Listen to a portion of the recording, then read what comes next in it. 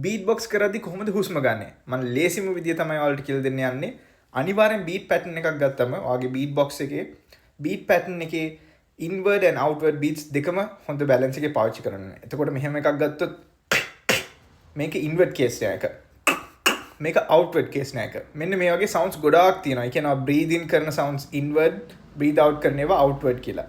මේක බැලන්ස් කරන්න ඔයාලගේ බ්‍රීතින් ටෙක්නික් එක ඔටෝමැටිකලි හැදෙනවා. මෙන්න මේ වගේ outward outward inward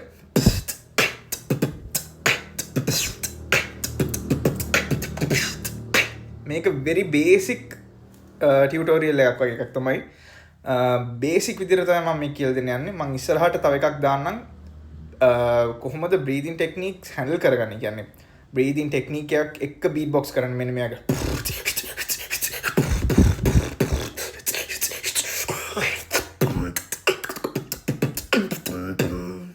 එතකොට මේ beat pattern එක ගත්තම මේ beat pattern එකේ breathing techniques ගොඩාක් use වෙනවා. ඔයාලට දිගටම beat box කරගෙන යන්න පුළුවන්. කිසිම ප්‍රශ්නයක් නැහැ. All right, stay with Frizzy Beat for more.